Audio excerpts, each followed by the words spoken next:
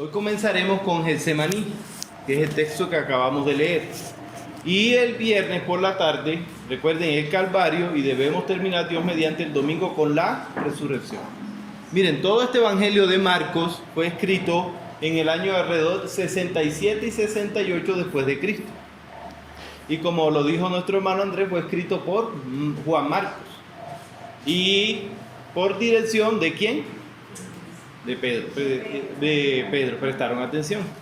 Bueno, sus destinatarios eran gentiles romanos y su propósito era que los cristianos de Roma, que habían llegado al conocimiento personal de Cristo, de Jesucristo, y que habían conocido su impactante testimonio, se fortalecieran porque había algo que venía para encima de ellos, y era una persecución férrea contra el Evangelio. Entonces Marcos, como buen pastor, se esforzó para proveerles a sus discípulos un compendio completo y emocionante de la vida en la tierra de Jesús. Y en este evangelio, Marcos les presenta a sus discípulos como el siervo perfecto y obediente de Dios. Además les mostró lo que verdaderamente significaba y lo que verdaderamente costaba ser un cristiano. La obediencia y el mensaje de Cristo, hermano, ese mensaje le costó la vida a él y a sus discípulos.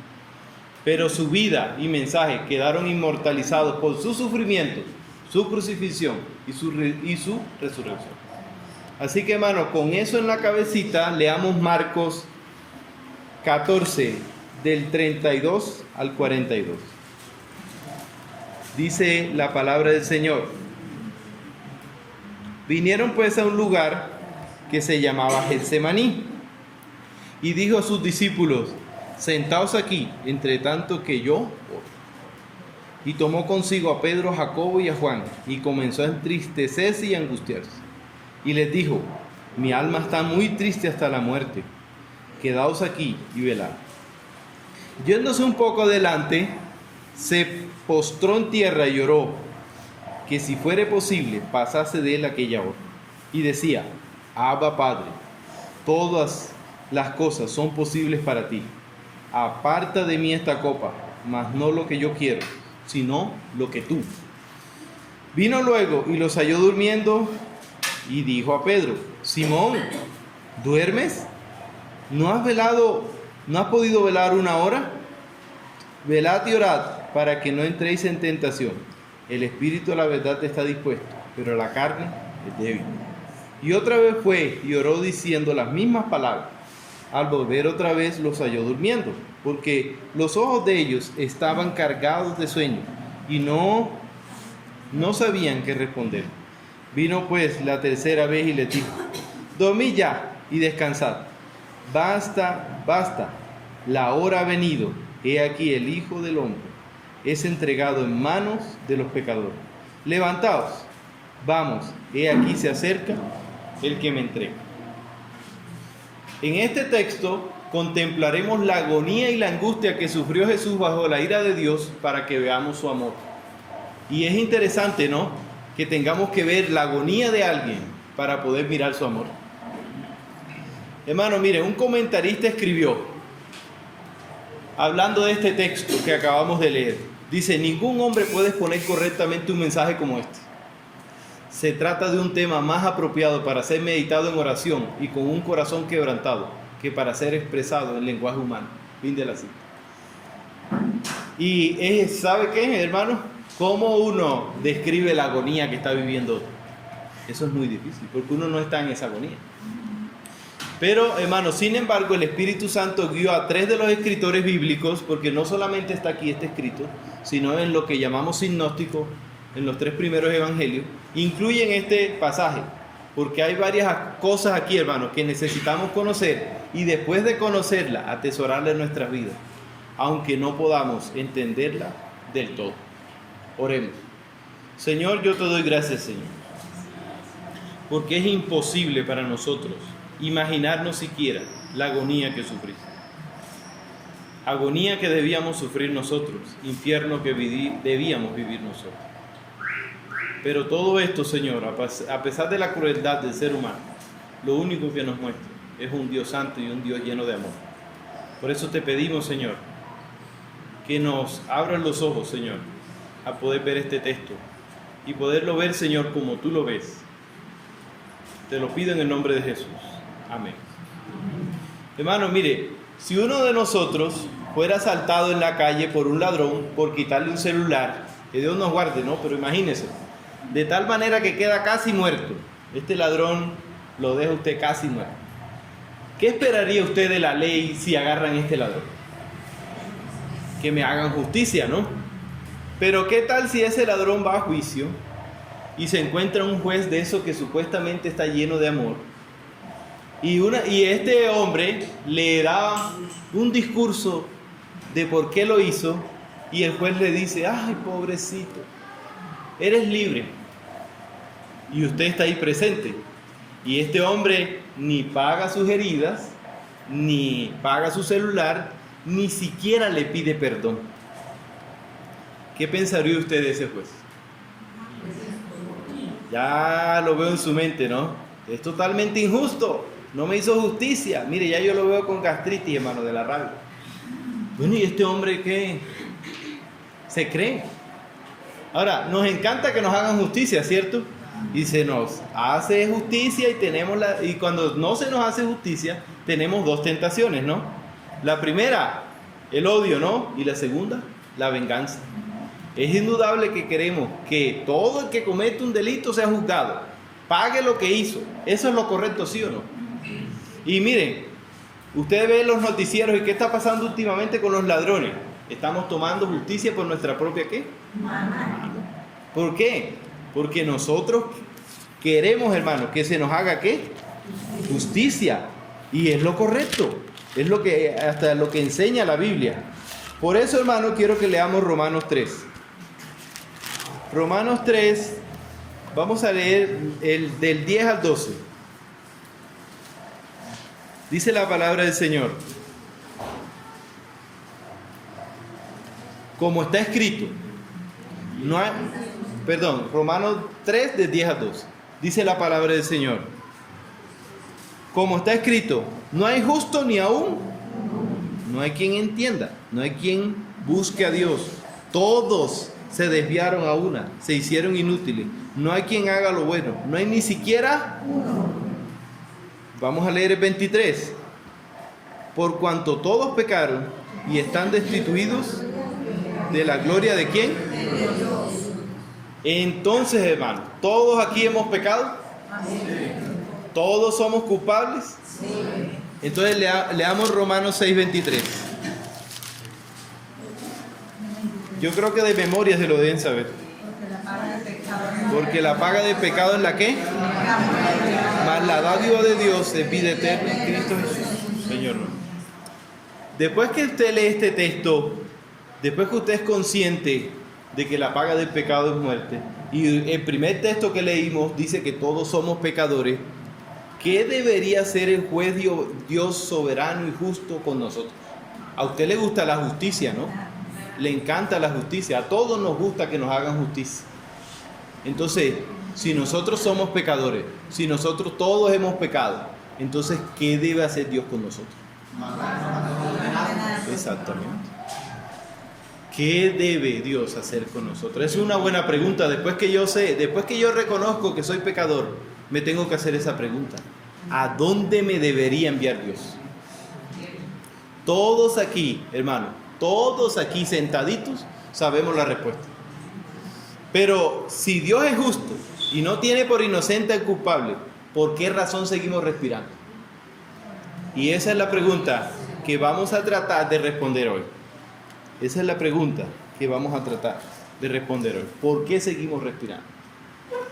Dios, en este texto, mire, un comentarista dice esto: Dios en este texto corre un poco el velo para vislumbrar lo que sucedía en el alma de nuestro Señor unas horas antes de su muerte en la cruz del Calvario.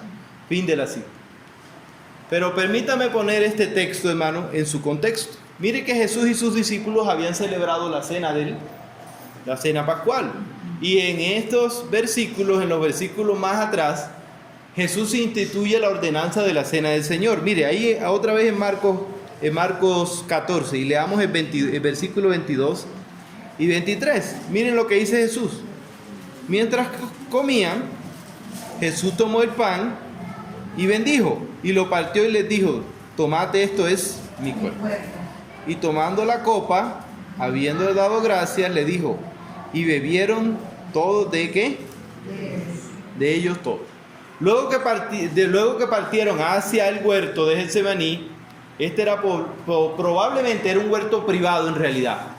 Y parece que alguien lo puso a disposición de Jesús durante su ministerio con el fin de que él se apartara de ese bullicio, porque lo perseguía mucha gente, para orar, porque Jesús oraba, y tener un tiempo de intrusión personal con sus discípulos.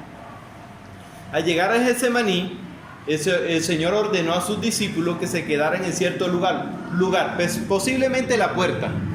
Es lo más seguro, le dijeron, quédense aquí, y él se fue hacia adentro. Pero había alguien con él, Pedro, Jacob y Juan. Ahí está en versículos 32 y 33 lo dice. Y él fue con ellos no porque necesitara compañía, no porque se sintiera solo, sino porque ellos necesitaban aprender una lección que todos nosotros aquí necesitamos aprender. Nuestro Señor Jesucristo, hermano, escuche esto porque esto es lo que nos está vislumbrando el pasaje. Nuestro Señor Jesucristo es verdaderamente Dios, pero al mismo tiempo es verdaderamente hombre, sin que ninguna de las dos naturalezas afecte una de la otra. Su humanidad no disminuyó en nada sus atributos divinos, así como su naturaleza divina no potenció sus capacidades humanas. O sea, Jesús no era un superhombre, un superhéroe, no era Superman. No, 100% Dios, 100% hombre. Se cansaba, se asoleó. En palabras sencillas, Jesús es tan divino como Dios Padre y tan humano como tú y como yo, excepto por el hecho que era sin pecado.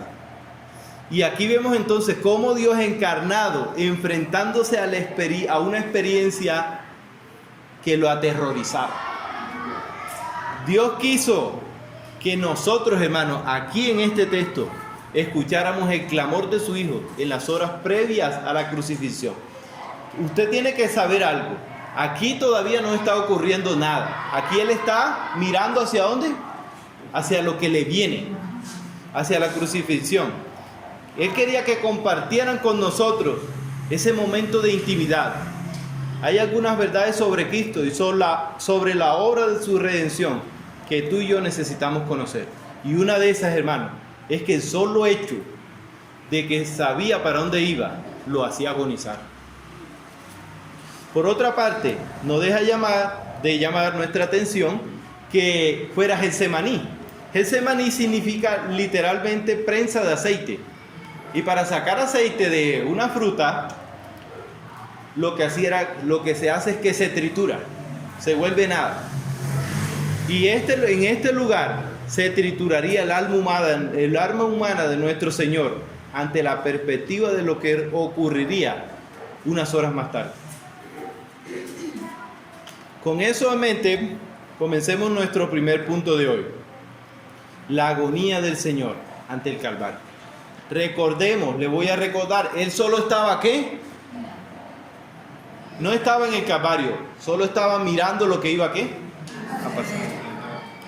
La agonía del Señor ante el Calvario. Versículo 33. Dice: y tomó consigo a Pedro, a Jacobo, a Juan, y comenzó a entristecerse y a angustiarse. Una traducción literal sería: comenzó a llenarse de horror, de angustia.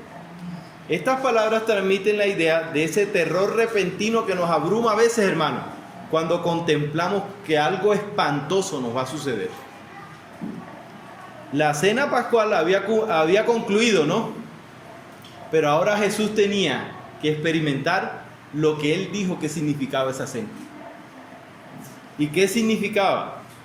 ¿Qué simboliza la cena? Cuando usted parte el pan. ¿Y qué significa cuando usted bebe la copa? Que eso que literalmente hacemos allí le iba a ocurrir a Él. Cristo pudo haber muerto, hermanos, en Getsemaní, de no haber sido por la intervención de Dios. El pasaje paralelo a este es Lucas 22. Y quiero que vayamos a Lucas 22 un momento, 2:43. Lucas 22:43.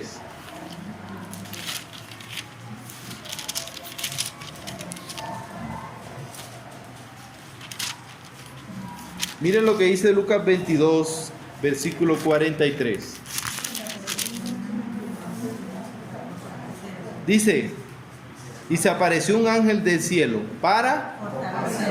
Y miren que no era para consolarlo, no era para aliviar su sufrimiento, para aliviar su dolor, sino para fortalecer su cuerpo de tal manera que pudiera seguir hacia donde Dios lo iba a encaminar. Y el Hijo de Dios, Dios mandó un ángel no para consolar. De hecho, Lucas nos cuenta que el Señor, estando en la agonía, oraba con mucho fervor. Y sobre todo, la imagen más cruda aquí es que su sudor eran como gruesas gotas de sangre. Versículo 44 de ahí también de Lucas. Y estando en agonía, oraba más intensamente y era su sudor como gotas de sangre que caían en la tierra. Esto en medicina se conoce como hematidrosis. Y sucede cuando la tensión sanguínea alcanza niveles tan altos por una agonía que los vasos capilares externos se revientan. Y se revientan y comienza a salir sangre. Y esta sangre se combina con el sudor. Y esto era lo que ellos estaban viendo que estaba sucediendo. Un hombre en el éxtasis de una agonía terrible. Y todavía no le habían dado el primer latigazo. Pero ¿qué fue lo que llenó de terror el alma de nuestro Señor al llegar al huerto de Getsemaní? ¿Qué era lo que lo aterrorizaba tanto? ¿Será que temía Jesús a la muerte? Porque uno ve después los discípulos muriendo que en Roma se escandalizaban de lo tranquilo que morían.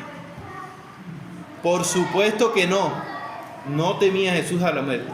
En realidad Cristo se enfrentó esa noche a algo que ningún ser humano se ha enfrentado, ni se tendrá que enfrentar siempre y cuando se arrepienta. Es algo que era completamente desconocido para él y para la humanidad en ese momento, como veremos en nuestro segundo punto.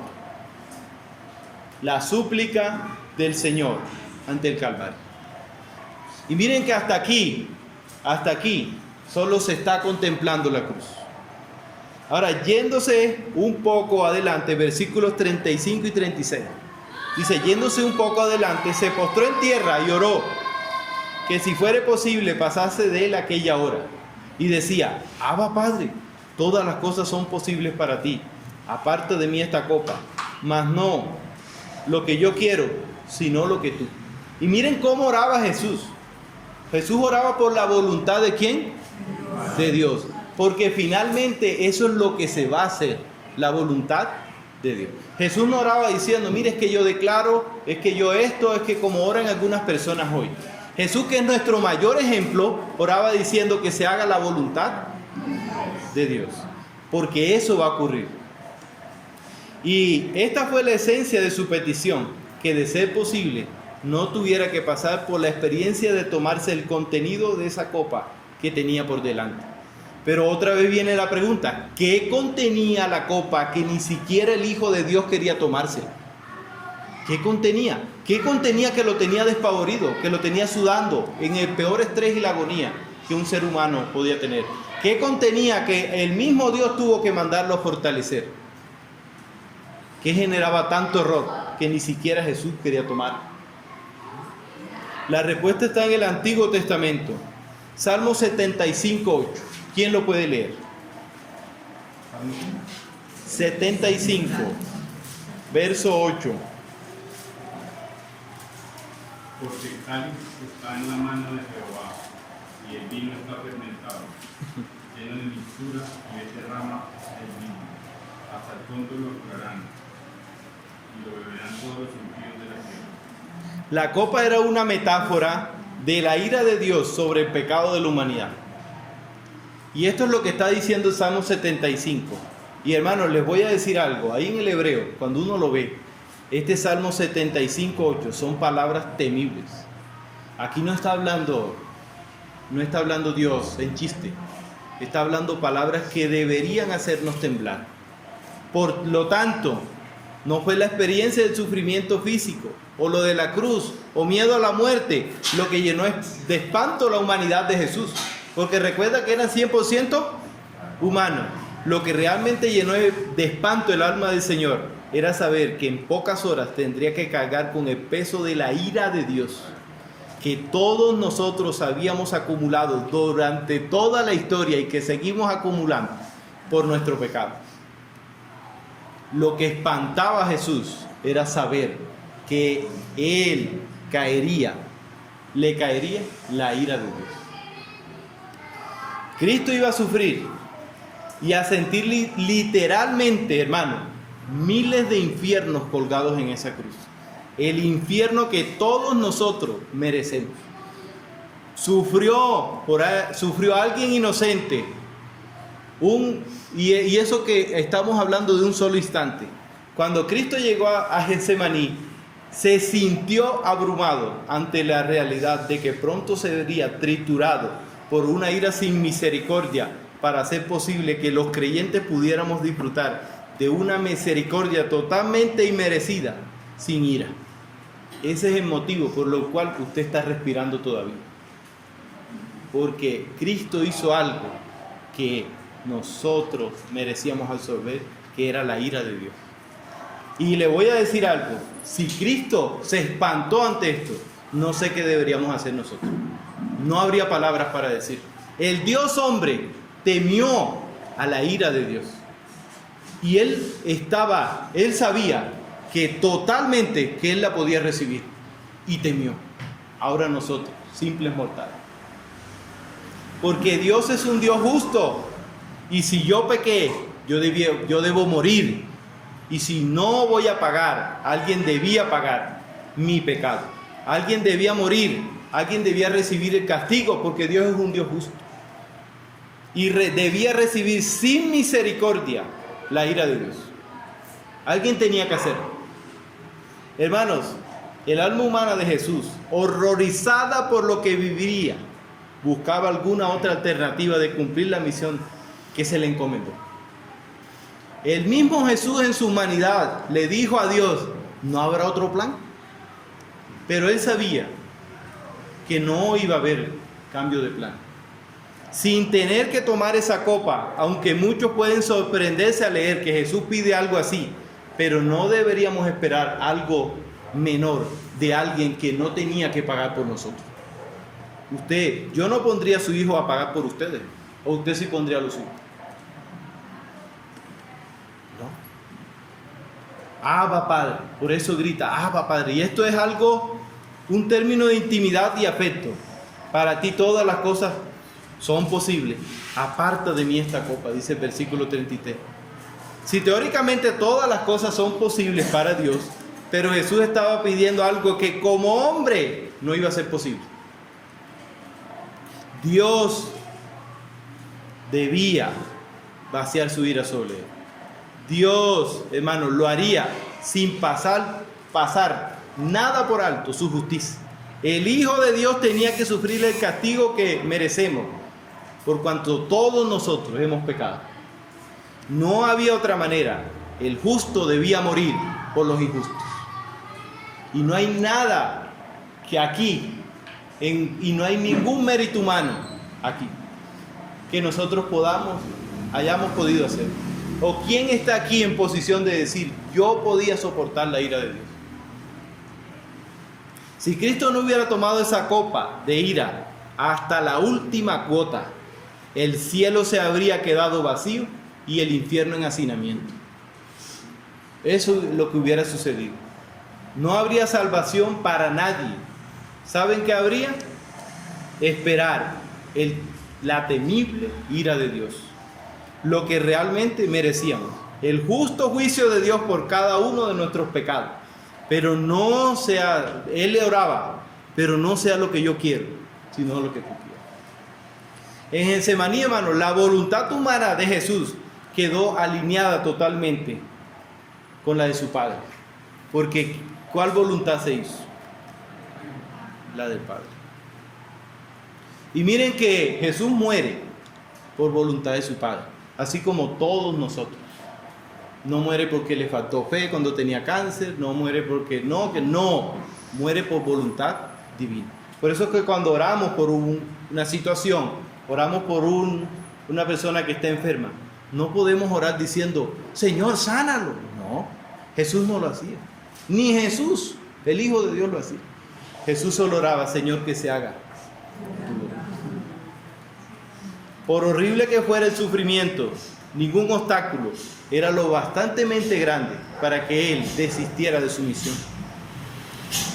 Que no se haga lo que yo quiero, sino lo que tú quieras, porque eres el Dios de mi confianza, y a pesar de cómo me siento en este momento, dijo Jesús, en ti confío. Lo que deberíamos hacer nosotros. Fue respondida la oración de Jesús esa noche, hermano. Vamos a leer. ¿Quién puede leer Hebreos 5:7? Porque a veces nosotros decimos, no, se murió, no escuchó Dios mi oración. Hebreos 5, versículo 7. Y Cristo, en los días de su carne, ofreciendo ruegos y súplicas con gran clamor y lágrimas, al que le podría librar de la muerte, fue oído a causa de su temor reverente. Mire, ¿qué dice? ¿Fue qué? Fue oído y murió. El Señor Jesucristo tuvo que tomar la copa de la ira de Dios y experimentar el infierno en carne propia en nuestro lugar. Pero la muerte no pudo retenerlo por su santidad. Y todos sabemos que resucitó. Él había orado que no se hiciera la voluntad, sino la voluntad del Padre. La voluntad del Padre era salvar de la muerte, salvarnos a los que se arrepintieron. Así que su oración fue respondida. ¿Por qué? Porque se hizo la voluntad de Dios. Cuando se hace la voluntad de Dios, esa oración fue ¿qué? Respondida. Sea para vida o sea para muerte. Aunque Jesús era hijo, aprendió obediencia, dice ahí.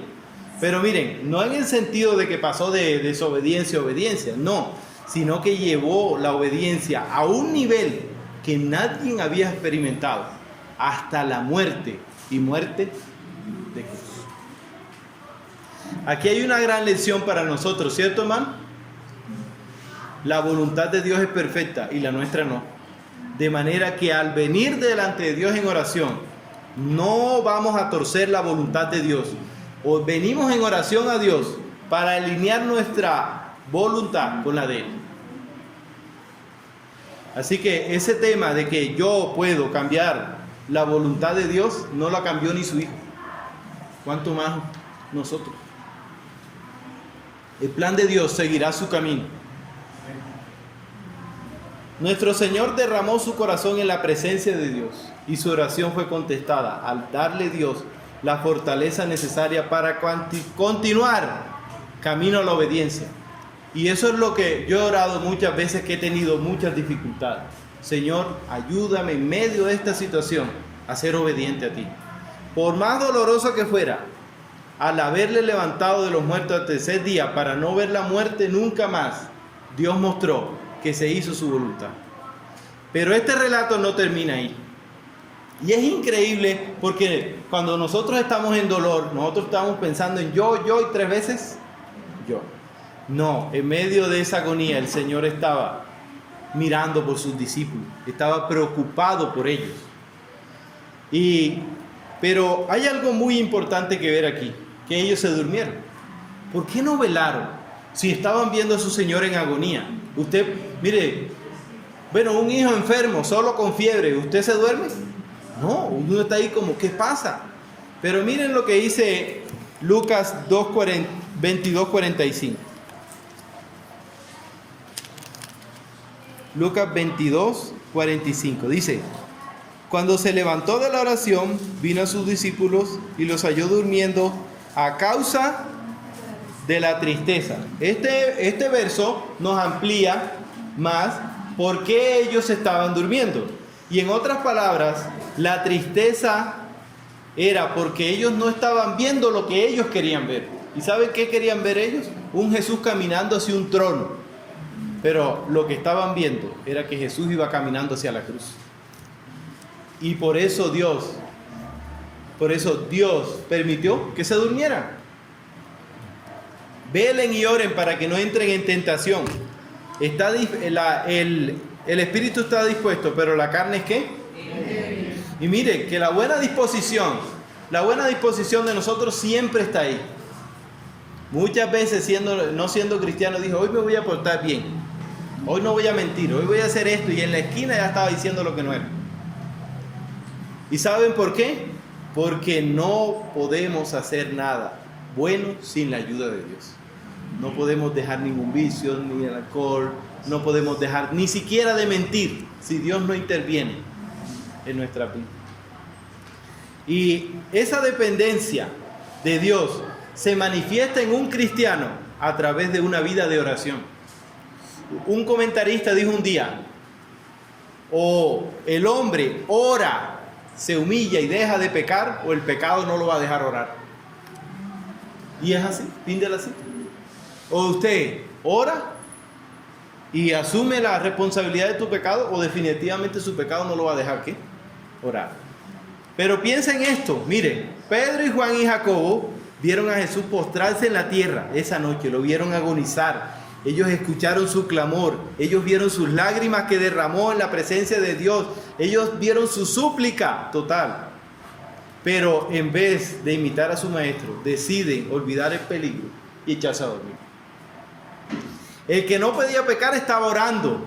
Los que estaban a ser puntos de zarandeados por el diablo esa noche estaban durmiendo. Y así es toda nuestra vida cristiana muchas veces. Sabemos que debemos orar y nos echamos a dormir. Cristo intercede por nosotros constantemente ante el Padre para que ninguno de nosotros, hermanos, quede postrado en esta batalla, en este camino del Evangelio. Pero de ninguna manera debemos dejar de velar y orar. Y aquí velar es que ahora no va a pasar toda la noche orando. No, sino de estar despierto ante lo que usted sabe que lo va a derrumbar. Y esta es una batalla de fe. Y miren cómo termina el texto. ¿Cómo termina el texto? Dormid ya, descansad. Basta, la hora ha venido. He aquí el Hijo del Hombre es entregado en manos de los pecadores. Levantaos, vamos, he aquí se acerca el que me entrega. Y aquí uno lo que puede ver es que lo que él temía, la ira de Dios, la ira santa de Dios, la que de ninguno de nosotros puede soportar, era un hecho. ¿Iba a venir sobre qué? Sobre él. Mire, después de escuchar esto, después de ver el gran amor de Dios, te pregunto una cosa. ¿Te has arrepentido tú de tus pecados? Porque miren lo que decía el Salmo, que esta ira es para los impíos. ¿Y quién es un impío? Una persona que vive sin tener en cuenta a Dios, ni su palabra. He escuchado muchas veces la frase que dice, no, yo creo en Dios, pero a mi manera. Ese es un impío. Ese es un impío. El que dice que, imagínese usted que usted llega a un trabajo y usted le dice a su jefe, jefe, yo voy a trabajar, pero a mi manera. A los 5 minutos usted está en la calle. ¿Cómo creer que Dios se puede creer a la manera mía cuando yo soy pecador y soy un hombre malo? ¿Cómo creer eso? Y el impío es el que vive sin tener en cuenta a Dios, sin tener en cuenta su palabra. Ahora, ¿vives conforme dice la Escritura? Porque si no te has arrepentido, tienes que saber algo, que esta ira horrorosa que ni siquiera Jesús quería recibir, un día estará sobre ti. Tienes que saberlo. ¿Sabes por qué? Porque Jesús habló más del infierno muchas veces que del cielo. ¿Y qué significa la ira de Dios hoy en día? Que vas a ser separado de Dios por toda la eternidad. Hoy es el día, hermano, para arrepentirse. Hoy Dios nos ha mostrado su amor. Espero que todos nosotros aquí le mostremos nuestro arrepentimiento. ¿Qué hemos aprendido?